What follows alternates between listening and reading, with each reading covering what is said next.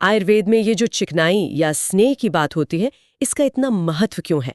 आज हम इसी स्नेह अध्याय को थोड़ा गहराई से समझने की कोशिश कर रहे हैं। बिल्कुल, स्नेह जिसे हम ओलिएशन कह सकते हैं, ये सिर्फ कोई बाहरी चीज नहीं है।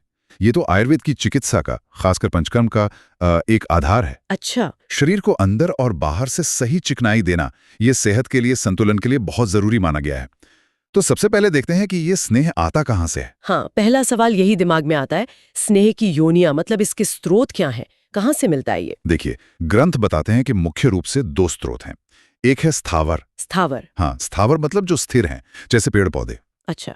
इनसे हमें मिलते हैं तेल, जैसे तिल का तेल इसमें बहुत प्रमुख है। अच्छा, पेड़ पौधों से तेल। हाँ। और दूसरा? दूसरा स्रोत है जंगम। जंगम यानी जो चलते फिरते हैं प्राणी। प्राणी। उनसे कैसे? उनसे हमें दूध, दही, घी और यहाँ तक कि मांस, वसा और मज्जा भी स्नेह के स्रोत माने गए हैं। वसा और मज्जा, ये शब्द थोड़े कम सुने हुए लगते हैं।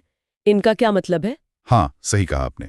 वसा का मतलब है प्राणियों की चर्बी, आप समझ लीजिए एनिमल फैट। ओके। और मज्जा है हड्डियों के अंदर का गूदा, जिसे हम बोन मैरो कहते हैं। ओ, तो मतलब पेड़ पौधों से लेकर प्राणियों के इतने अलग अलग हिस्सों को स्नेह का स्रोत माना गया है? जी हाँ, आयुर्वेद ने चिकनाई के कितने विविध स्रोतों को पहचाना है और फिर उनके गुणों पर कितना गहरा विचार किया है, ये देखने वाली बात है। ये तो बहुत दिलचस्प है। अच्छा, तो इतने सारे स्रोत हैं, पर इनमें मुख्य प्रकार कौन-कौन से माने गए हैं? मुख्य तौर पर 4 प्रकार के स्नेह सबसे अहम हैं। इन्हें चतुर्विध स्नेह कहा गया है। चतुर्विध स्नेह कौन से हैं ये 4? ये हैं घृत यानी घी, तैल यानी तेल, वसा यानी चर्बी और मज्जा यानी बोन मैरो। घी, तेल, वसा और मज्जा। ठीक है। और इन चारों में भी क्या कोई सबसे बेहतर है? मतलब कोई सर्वश्रेष्ठ माना गया है? हाँ, बिल्कुल। ग्रंथों में घी को यानी घृत को इन चारों में सबसे उत्तम बताया गया है। अच्छा, क्यों? घी में ऐसी क्या खास बात है? इसकी वजह सिर्फ इसके अपने गुण ही नहीं है, बल्कि एक बहुत ही अनोखा गुण है घी का। घी संस्कारानुवर्ती होता है। संस्कारालुवर्ती, ये थोड़ा भारी शब्द है। इसका क्या मतलब हुआ? इसका मतलब है कि घी को आप जिस भी औषधि या चीज के साथ मिलाते हैं या जिस भी प्रक्रिया से, मतलब संस्कार से गुजारते हैं, वो उसी के गुणों को अपने अंदर सोख लेता है, ग्रहण कर लेता है। ओह, यानी ये दूसरों के गुण अपना लेता है। हाँ, बिल्कुल। ये गुण घी को एक बेहतरीन माध्यम बनाता है, एक कैरियर बनाता है। इसके जरिए औषधियों के गुणों को शरीर में ज्यादा गहराई तक पहुंचाया जा सकता है। ये इसकी बहुत बड़ी खूबी है। वाह, ये तो कमाल की बात है। मतलब घी सिर्फ खुद ही फायदेमंद नहीं है, बल्कि दूसरी चीजों के असर को भी बढ़ा सकता है। और तेलों में किसी खास तेल का जिक्र है? तेलों में हाँ, तिल का तेल खास तौर पर शरीर को बल देने और स्नेहन के लिए, मतलब अंदरूनी और बाहरी चिकनाई देने के लिए बहुत महत्वपूर्ण माना गया है। और वहीं एरंड का तेल यानी अरंडी का तेल, वो अपने विरेचन गुण के लिए जाना जाता है। विरेचन मतलब? विरेचन यानी पेट साफ करने या दस्त लाने की क्षमता, परगेशन। अच्छा, ठीक है। तो घी, तेल, वसा, मज्जा, ये 4 मुख्य स्नेह हो गए, और घी अपनी इस संस्कारानुवर्ती खासियत की वजह से विशेष है। अब थोड़ा इनके गुणों और प्रयोग पर आते हैं। क्या इनके इस्तेमाल में मौसम वगैरह का भी कोई ध्यान रखना होता है? बिल्कुल। आयुर्वेद तो हर चीज को प्रकृति के चक्र से जोड़कर ही देखता है। इन चारों स्नेहों के लिए अलग अलग ऋतुएं भी सुझाई गई हैं, जब उनका प्रयोग ज्यादा फायदेमंद माना जाता है। अच्छा, ऋतुएं भी। तो फिर एक एक करके समझते हैं। घी के बारे में थोड़ा और बताइए, पित्त वाला पॉइंट तो था ही। हाँ, घी मुख्य रूप से पित्त दोष को शांत करता है। ये शरीर की धातुओं में से रस, शुक्र और ओजस के लिए बहुत हितकर हैं। रस, शुक्र, ओजस? जी, ये शरीर को ठंडक देता है, मुलायमियत लाता है, आवाज और त्वचा की रंगत, मतलब वर्णन सुधारता है। इसका प्रयोग खास तौर पर उन लोगों के लिए फायदेमंद है जिनकी प्रकृति वात पित्त वाली है या जिन्हें जलन, कमजोरी, कोई चोट लगी हो। और इसकी सही ऋतु कौन सी बताई? इसके लिए उत्तम ऋतु है शरद ऋतु यानी ऑटम। शरद ऋतु, ठीक है। अब तेल की बात करते हैं। घी अगर पित्त शांत करता है, तो तेल का मुख्य काम क्या है? तेल का सबसे बड़ा गुण है वात दोष को नियंत्रित करना, मतलब रूखापन, दर्द, अकड़न जैसी वात की समस्याओं में राहत देना। अच्छा। और दिलचस्प बात यह है कि ये वात को तो कम करता है, पर कफ को बढ़ाता नहीं है। ये भी इसका एक खास गुण है। हाँ, ये महत्वपूर्ण है। ये त्वचा के लिए बहुत अच्छा है, बल देता है, शरीर में स्थिरता लाता है। और इसके प्रयोग के लिए सबसे अच्छी ऋतु मानी गई है प्रावृट यानी वर्षा ऋतु। प्रावरेट, रेनी सीजन। तो घी पित्त के लिए, तेल वात के लिए। शरद और प्रावृत ऋतुएं हो गई। अब बाकी 2, वसा और मज्जा, ये थोड़े कम सुनने में आते हैं। इनका क्या खास उपयोग है? वसा यानी चर्बी और मज्जा यानी बोन मैरो, ये दोनों ही आप कह सकते हैं शरीर की बनावट और ताकत से ज्यादा जुड़े हैं। वसा का प्रयोग जैसे हड्डी टूटने पर, जोड़ों के दर्द में या अंदरूनी अंगों की कमजोरी जैसे यूनिभ्रंश यूटेराइन प्रोलैप्स में बताया गया है। ये उन लोगों के लिए भी अच्छा है जो शारीरिक मेहनत ज्यादा करते हैं, व्यायाम करते हैं। और मज्जा, उसका क्या रोल है? मज्जा, जैसा कि नाम से ही थोड़ा अंदाजा लगता है, ये सीधे सीधे हड्डियों को बल देता है। हड्डियों को मजबूती देता है। हाँ, और साथ ही ये बल, शुक्र और मेद धातु को भी बढ़ाता है। जिनकी पाचन शक्ति बहुत तेज हो, जिसे तीक्ष्णाग्नि कहते हैं, या जो बहुत ज्यादा शारीरिक श्रम करते हैं, उनके लिए मज्जा का प्रयोग खास तौर पे बताया गया है। और इन दोनों के लिए, वसा और मज्जा के लिए, कौन सी ऋतु सही है? इन दोनों के लिए ही माधव मास यानी वसंत ऋतु, स्प्रिंग का समय उपयुक्त माना गया है। वसंत ऋतु तो देखा जाए तो हर स्नेह का अपना एक कार्यक्षेत्र है, अपना एक गुण है और अपना एक सही समय भी। जी बिल्कुल, यही आयुर्वेद की खूबी है, हर चीज को कितनी बारीकी से देखा गया है। ये जानना वाकई जरूरी है कि हर चिकनाई एक जैसी नहीं होती। उनका उपयोग शरीर की जरूरत और मौसम के हिसाब से अलग अलग होना चाहिए। अब एक और अहम सवाल मन में आ रहा है, क्या स्नेह का सेवन किसी भी समय कर सकते हैं या इसका भी कोई नियम है? नहीं, समय का बहुत महत्व है। ग्रंथ साफ कहते हैं कि बहुत ज्यादा ठंड में या बहुत ज्यादा गर्मी में स्नेह सेवन से बचना चाहिए। अच्छा, एक्सट्रीम वेदर में नहीं? हाँ, और साथ ही दिन और रात का भी ध्यान रखना होता है, जो कि व्यक्ति की प्रकृति और मौसम पर निर्भर करता है। वो कैसे? दिन और रात का क्या हिसाब है? नियम यह है कि अगर शरीर में वात या पित्त बढ़ा हुआ है या गर्मी का मौसम है तो रात में स्नेहन करना बेहतर होता है। रात में? हाँ, और अगर कफ बढ़ा हुआ है या सर्दी का मौसम है तो दिन में स्नेहन करना चाहिए। ये शरीर के दोषों और बाहरी वातावरण के बीच एक तरह का संतुलन बनाने के लिए है। ओह, और अगर मान लीजिए किसी ने गलत समय पर ले लिया तो क्या कुछ गड़बड़ हो सकती है? हाँ, बिल्कुल हो सकती है। गलत समय पर सेवन से दिक्कतें आ सकती है। जैसे मान लीजिए गर्मी में या पित्त की अधिकता में किसी ने दिन में स्नेहन ले लिया तो उसे मूर्छा यानी बेहोशी, बहुत ज्यादा प्यास लगना, यहाँ तक कि उन्माद या कामला यानी पीलिया जैसी समस्याएं हो सकती हैं। ओह, फूलना, शूल यानी दर्द या पांडु रोग यानी एनीमिया जैसी दिक्कतें हो सकती हैं। इसलिए सही समय चुनना बहुत जरूरी है। यानी सिर्फ क्या खा रहे हैं ये जरूरी नहीं, कब खा रहे हैं ये भी उतना ही मायने रखता है। अच्छा, स्नेह पीने के बाद कुछ खास पीने की सलाह भी है, जैसे पानी या कुछ और। इसे शायद अनुपान कहते हैं। हाँ, अनुपान, इसका भी विधान है। जैसे घी पीने के बाद गर्म पानी पीना सबसे अच्छा माना गया है। गर्म पानी? तेल पीने के बाद यूश, यूश मतलब दाल वगैरह का पतला सूप या पानी। अच्छा, सूप जैसा। हाँ, और वसा और मज्जा पीने के बाद मंड यानी चावल का मांड या पानी। ठीक है। लेकिन एक सहूलियत भी दी है, अगर ये सब अलग अलग अनुपान उपलब्ध ना हो तो एक सरल नियम ये भी है कि किसी भी प्रकार का स्नेह पीने के बाद सिर्फ गर्म पानी पीना भी काफी है। चलिए, ये अच्छी बात है कि एक आसान विकल्प भी है। अब मैंने पढ़ते हुए दो शब्द देखे, प्रविचारणा और अचपान। ये क्या है? क्या इनमें कोई फर्क है? हाँ, ये स्नेह देने के दो मुख्य तरीके हैं। अचपान का मतलब है अच यानी शुद्ध, पान यानी पीना। तो अचपान हुआ सिर्फ स्नेह पीना, मतलब घी या तेल को बिना किसी और चीज में मिलाए सीधे पीना। ओके, सिर्फ घी या तेल। हाँ, ये स्नेह की मुख्य चिकित्सा मानी जाती है, या जब स्नेह की मात्रा बढ़ानी हो तो ये उसका प्राथमिक तरीका है। ठीक है, और दूसरा था प्रविचारणा। जी, प्रविचारणा। इसका मतलब है स्नेह को सीधे न पीकर उसे भोजन के साथ अलग अलग तरीकों से मिलाकर देना। अच्छा, खाने में मिक्स करके? बिल्कुल, जैसे चावल यानी ओदन में मिलाकर, या पतली खिचड़ी यानी विलेपी में, या सूप यानी यूश में, या फिर दूध, दही, मांस रस के साथ, या और भी कई तरीके हैं। चरक संहिता में तो ऐसे 24 प्रकार के मिश्रण बताए गए हैं। 24 तरीके? हाँ, ये उन लोगों के लिए ज्यादा अच्छा है जिन्हें शायद सीधा घी या तेल पीना पसंद ना हो या मुश्किल लगता हो। समझ गया। तो अचपान यानी सीधा सेवन और प्रविचरणा यानी भोजन के साथ मिलाकर। अब ये भी बताइए कि कितना स्नेह लेना चाहिए। क्या इसकी मात्रा का भी कोई वर्गीकरण है? हाँ, मात्रा पर बहुत जोर दिया गया है। इसे बहुत साफ तौर पर 3 स्तरों में बांटा गया है: ह्रस्व, मध्यम और उत्तम। ह्रस्व, मध्यम, उत्तम, यानी कम, मीडियम और ज्यादा। हाँ, कह सकते हैं। लेकिन ये मात्रा सिर्फ चम्मच से नापने वाली बात नहीं है। इसका असली आधार ये है कि शरीर उसे कितने समय में पचा पाता है। ओह, पचने के समय पर आधारित है।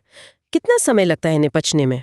ह्रस्व मात्रा यानी सबसे कम मात्रा वो है जो लगभग 6 घंटे में पच जाए।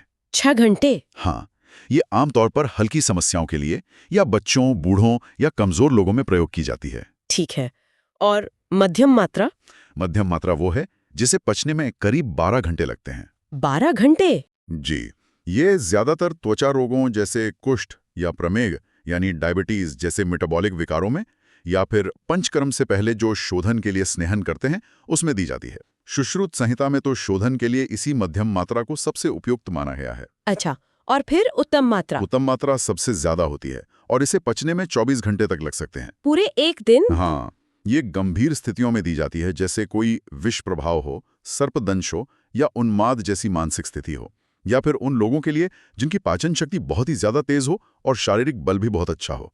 तो मात्रा का चुनाव हमेशा व्यक्ति की जरूरत, उसकी पाचन क्षमता और रोग की अवस्था देखकर ही किया जाता है। 6 घंटे से लेकर 24 घंटे तक, ये पाचन के समय का फर्क तो बहुत ज्यादा है।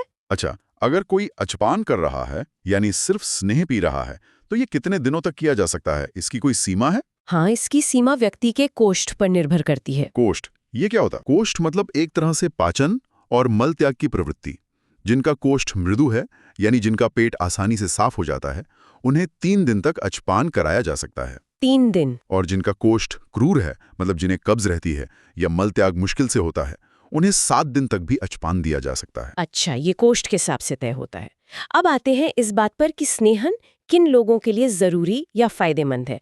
कौन है जिन्हें स्नेहनीय कराना चाहिए, जिन्हें स्नेह्य कहा गया है? स्नेहन उन लोगों के लिए सुझाया गया है जिनका शरीर रूखा हो गया हो, मतलब जिनमें रूक्षता बढ़ गई हो। ड्राइनेस? हाँ, जिन्हें वात से जुड़े रोग हों, जैसे दर्द, अकड़न, जो लोग नियमित रूप से बहुत ज्यादा व्यायाम करते हैं, या जो मद्यपान करते हैं, या फिर जो बहुत ज्यादा सोचते हैं, चिंता करते हैं। चिंता करने वालों के लिए भी? जी हाँ, और सबसे महत्वपूर्ण, जिन्हें पंचकर्म की शोधन क्रियाएं करानी हैं, जैसे वमन या विरेचन, उनके लिए तो स्नेहन पहला और अनिवार्य कदम है। मूल बात यह है कि शरीर में रूखेपन को दूर करने, धातुओं को पोषण देने और शरीर को आगे की चिकित्सा के लिए तैयार करने के लिए स्नेहन किया जाता है। ठीक है। तो ये तो हुए वो लोग जिन्हें स्नेहन कराना चाहिए। अब इसका उल्टा, ऐसे कौन लोग हैं जिन्हें स्नेहन नहीं कराना चाहिए, जिन्हें अस्नेह्य कहा गया है? हाँ, ये जानना भी उतना ही जरूरी है। कुछ ऐसी स्थितियां हैं जहां स्नेहन, खासकर अच्छा पान यानी शुद्ध स्नेह पीना, मना है। जैसे कि? जैसे जिनकी पाचन अग्नि बहुत ही मंद हो, मतलब खाना पचता ही ना हो, जिनके शरीर में आम दोष जमा हो यानी अपचित भोजन के विषैले तत्व। आम दोष? हाँ, जिन्हें पेट के गंभीर रोग हो, जैसे उदर रोग, जो गर्भवती स्त्री हो, जिन्हें उरुस्तंभ जैसा कोई खास रोग हो जिसमें जांघें जकड़ जाती हैं। बहुत ज्यादा कमजोरी की हालत में भी अच्छा पान से बचने को कहा गया है। पहले आपने कहा था कि रस्व मात्रा बच्चों और बूढ़ों को दी जा सकती है, पर यहाँ अयोग्य लोगों की लिस्ट में भी उनका जिक्र है। ये कैसे? ये बहुत अच्छा सवाल उठाया आपने। देखिए, यहाँ जो अयोग्यता का संदर्भ है वो शायद मुख्य रूप से अच्छे पान के लिए है, मतलब शुद्ध स्नेह की ज्यादा मात्रा पीने के लिए। हो सकता है ये बच्चों या बहुत बुजुर्गों के लिए पचाना मुश्किल हो। अच्छा, मतलब सिर्फ अच्छा पान की मनाही हो सकती है? ऐसा संभव है। लेकिन प्रविचारणा यानी भोजन के साथ कम मात्रा में स्नेह देना, जैसा ह्रस्व मात्रा के वर्णन में था, वो उनके लिए भी फायदेमंद हो सकता है। तो ये थोड़ा संदर्भ और मात्रा पर निर्भर करेगा कि कौन सी विधि और कितनी मात्रा दी जा रही है। ये स्पष्टीकरण जरूरी था। अब मान लीजिए किसी ने स्नेहन शुरू कर दिया, तो ये कैसे पता चलेगा कि स्नेहन ठीक से हो रहा है या कम हो रहा है, या कहीं ज्यादा तो नहीं हो गया है? इसके क्या लक्षण है? आयुर्वेद ने इसके लिए बहुत ही स्पष्ट लक्षण बताए हैं। 3 अवस्थाएं हो सकती हैं। 3 अवस्थाएं? हाँ। पहली है अस्निग्ध, मतलब स्नेहन अभी ठीक से हुआ नहीं, कम है। इसके लक्षण क्या हैं? इसमें शरीर रूखा रूखा सा लगता है, मल सूखा आता है, पाचन कमजोर महसूस होता है और वायु का प्रवाह उल्टा लगता है, जैसे डकारें ज्यादा आना या गैस ऊपर चढ़ना। ठीक है, ये हुआ अस्निग्ध। दूसरी अवस्था? दूसरी और आदर्श अवस्था है सम्यक स्निग्ध, मतलब स्नेहन बिल्कुल ठीक हुआ है। इसके लक्षण क्या होंगे? इसमें त्वचा और शरीर में एक तरह की मुलायमियत, स्निग्धता महसूस होती है, पाचन शक्ति बढ़ जाती है, मल चिकना होता है और आसानी से निकलता है, बंधा हुआ नहीं होता, और वायु का प्रवाह ठीक रहता है, मतलब नीचे की ओर। शरीर में हल्कापन महसूस होता है। ये तो बढ़िया स्थिति है। और तीसरी? तीसरी है अति स्निग्ध, मतलब स्नेहन जरूरत से ज्यादा हो गया। इसके क्या लक्षण हैं? ये तो नुकसानदेह होगा। हाँ, इसमें शरीर में भारीपन लगता है, सुस्ती आती है, त्वचा में पीलापन दिख सकता है, कफ जम सकता है, जकड़न महसूस हो सकती है, अरुचि, जी मिचलाना या फिर ज्यादा दस्त लगना, ये सब अतिस्निग्ध के लक्षण हो सकते हैं। तो इन लक्षणों पर ध्यान रखना बहुत जरूरी है, ताकि पता चले कि प्रक्रिया सही दिशा में जा रही है या नहीं। अच्छा, स्नेहन शुरू करने से पहले वाले दिन के भोजन के बारे में कोई खास निर्देश है? हाँ, हैं। स्नेह पीने से 1 दिन पहले हल्का, गर्म, आसानी से पचने वाला भोजन करने की सलाह दी जाती है। और महत्वपूर्ण बात, वो भोजन रूखा होना चाहिए, मतलब उसमें घी तेल नहीं होना चाहिए। बिना घी तेल का खाना, ठीक है। और स्नेह पीने का सही समय क्या है, सुबेले या शाम को? ये इस बात पर निर्भर करता है कि स्नेहन किस उद्देश्य से किया जा रहा है। अच्छा, कैसे? अगर शरीर की शुद्धि यानी शोधन जैसे वमन या विरेचन के लिए स्नेहपान कर रहे हैं तो नियम है कि रात का भोजन जब पच जाए उसके बाद सुबह खाली पेट पहली मात्रा लेनी चाहिए। सुबह खाली पेट शोधन के लिए? हाँ, और अगर केवल दोषों को शांत करने के लिए, जिसे संशमन कहते हैं, उसके लिए ले रहे हैं तो जब अच्छी तरह भूख लगे तब लेना चाहिए, जरूरी नहीं कि सुबह ही हो। अच्छा, ये फर्क है। आपने पित्त के बारे में भी खास बात बताई थी, साम और निराम पित्त। हाँ, वो बहुत महत्वपूर्ण बिंदु है। अगर पित्त साम अवस्था में है, मतलब उसमें आम दोष मिला हुआ अनडाइजेस्टेड मैटर है, तो ऐसी स्थिति में सिर्फ घी यानी अच्छा पान नहीं देना चाहिए। क्यों? क्योंकि वो आम दोष को और बढ़ा सकता है। लेकिन अगर पित्त निराम है यानी शुद्ध है, आम दोष से रहित है, तब केवल घी पिलाना बहुत फायदेमंद होता है। ये दिखाता है कि दोषों की अवस्था को समझना कितना जरूरी है, सिर्फ दोष का नाम काफी नहीं। ये तो बहुत सूक्ष्म बात है। अब एक और जरूरी सवाल, क्या स्नेह के गलत प्रयोग से कुछ नुकसान भी हो सकता है? मतलब कोई कॉम्प्लिकेशंस? हाँ, बिल्कुल हो सकते हैं। अगर स्नेहन सही तरीके से ना किया जाए, सही मात्रा में ना हो या गलत व्यक्ति को दे दिया जाए तो स्नेह व्यापद हो सकते हैं। व्यापद मतलब उपद्रव या कॉम्प्लिकेशंस। स्नेह व्यापद कितनी तरह के हो सकते हैं ये? चरक संहिता में ऐसे करीब 19 प्रकार के व्यापदों का जिक्र मिलता है। 19? ये तो काफी ज्यादा है। किस तरह की समस्याएं हो सकती हैं इसमें? इसमें कई तरह की समस्याएं शामिल हैं, जैसे पाचन से जुड़ी दिक्कतें, तंद्रा यानी ऊंघना, उत्क्लेश यानी जी मिचलाना, आना यानी पेट फूलना, ज्वर यानी बुखार। इसके अलावा शरीर में स्तंभ यानी जकड़न, विसंज्ञता यानी बेहोशी, कुष्ठ जैसे त्वचा रोग, कंडू यानी खुजली, पांडु यानी एनीमिया, अर्श यानी बवासीर, शोथ यानी सूजन, अरुचि उदर रोग, गृहिणी के विकार, पेट दर्द, यहाँ तक कि खूनी दस्त, प्यास लगना, जीभ के रोग और आम दोष का बढ़ना भी शामिल है। बाप रे, ये लिस्ट तो काफी गंभीर है। हाँ, ये सूची यही जोर देती है कि स्नेहन एक शक्तिशाली प्रक्रिया है और इसे बहुत सावधानी और समझदारी से ही करना चाहिए। ये हल्के में लेने वाली चीज नहीं है। बिल्कुल। अगर ऐसी कोई समस्या हो जाए या व्यापद हो जाए तो फिर उसका समाधान क्या, इलाज कैसे होता है? उपचार हमेशा समस्या की प्रकृति, रोगी के बल और दोष की स्थिति देखकर किया जाता है। इसमें वमन यानी उल्टी कराना, स्वेदन यानी पसीना निकालना जैसे उपाय शामिल हो सकते हैं ताकि अतिरिक्त स्नेह बाहर निकले। अच्छा। कई बार काल प्रतीक्षा भी करनी पड़ती है, मतलब शरीर को खुद ठीक होने का समय देना। साथ ही रूखे अन्नपान का सेवन करने को कहा जाता है। रूखा खाना पीना? हाँ, ताकि बढ़ी हुई चिकनाई को संतुलित किया जा सके। इसके अलावा तक्रारिष्ट, जो छाछ से बनी एक दवा है, त्रिफला या मूली जैसी चीजों का प्रयोग भी बताया गया है। मूल सिद्धांत वही है, स्नेहन के उपद्रवों को रूखेपन वाले उपचारों से ठीक करना। ठीक है, समझ गया। अब शोधन की प्रक्रिया पर वापस आते हैं। अगर वमन या विरेचन के लिए स्नेहन किया गया है तो उसके कितने दिन बाद ये क्रियाएं की जाती हैं? नियम यह है कि वमन कराने के लिए स्नेह पीने के 1 दिन बाद वमन की औषधि दी जाती है। 1 दिन बाद? हाँ, और विरेचन कराने के लिए स्नेह पीने के 3 दिन बाद विरेचन की औषधि दी जाती है। 3 दिन बाद विरेचन के लिए ज्यादा समय? जी, ये अंतराल इसलिए दिया जाता है ताकि स्नेह ठीक से पच जाए और दोष अपनी जगह से हटकर कोष्ठ यानी गठ में आ जाएं, जिससे उन्हें बाहर निकालना आसान हो। क्या कोई ऐसा तरीका भी बताया गया है जिससे शरीर में जल्दी चिकनाई लाई जा सके, मतलब तुरंत असर के लिए? हाँ, बिल्कुल। सद्य स्नेहन यानी तुरंत स्नेहन के भी कुछ तरीके बताए गए हैं। सद्य स्नेहन कैसे करते हैं ये? एक विधि है जिसमें पायस यानी खीर पीने के बाद पेया, पतली लपसी और दूध में बने छाछ मिले चावल खाकर घी पीने से शरीर में जल्दी स्नेहन हो जाता है। एक और खास योग है पंचप्रासुतिक की पेया। पंचप्रासुति की पेया, ये क्या है? ये पांचों चीजें एक एक प्रस्तुत यानी लगभग 96 ग्राम मात्रा में लेकर पेया यानी लपसी बनाई जाती है।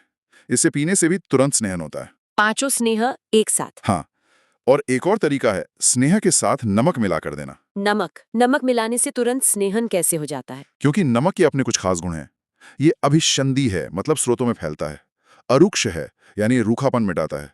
सूक्ष्म है, मतलब बारीक चैनल्स में भी पहुंच जाता है। उष्ण यानी गर्म तासीर का है।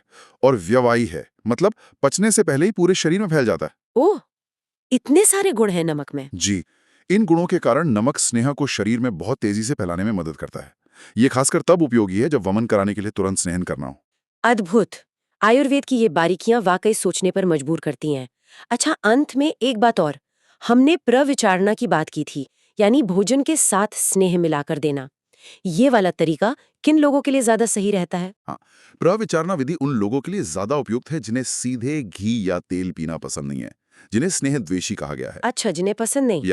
या जो लोग रोजाना थोड़ी मात्रा में स्नेह लेते ही हैं, मतलब स्नेह नृत्य हैं, जिनका कोष्ठ मृदु हो यानी पेट आसानी से साफ होता हो, या जो लोग क्लेश सह सकते हों और जो नियमित रूप से मद्यपान करते हों। मद्यपान करने वालों के लिए भी प्रविचारना। हाँ, इन सब लोगों के लिए भोजन के साथ मिलाकर स्नेह देना ज्यादा सहज और स्वीकार्य होता है, बजाय कि उन्हें उपचापन कराया जाए। तो ये थी स्नेह अध्याय से जुड़ी कुछ बहुत ही गहरी और काम की बातें। ये समझना कि हमारे शरीर के लिए सही तरह की चिकनाई सही मात्रा में सही समय पर कितनी जरूरी है और आयुर्वेद ने इस पर कितना बारीकी से सोचा है, ये अपने आप में एक बड़ी सीख है। बिल्कुल सही कहा आपने। ये सिर्फ कोई पुरानी बातें नहीं हैं, बल्कि ये शरीर के संतुलन को, उसके काम करने के तरीके को समझने का एक नजरिया है। आज के समय में जब हम फैट्स को लेकर, घी, तेल को लेकर अक्सर उलझन में रहते हैं, अच्छा है या बुरा, कितना खाएं, तब ये प्राचीन ज्ञान हमें एक ज्यादा संतुलित और व्यक्ति केंद्रित, मतलब पर्सनलाइज्ड नजरिया अपनाने की प्रेरणा दे सकता है। शायद हम सबको सोचना चाहिए कि क्या हम अपने शरीर की अंदरूनी चिकनाई की जरूरतों को, उसकी स्निग्धता की जरूरतों को सही मायने में समझ रहे हैं और पूरा कर रहे हैं।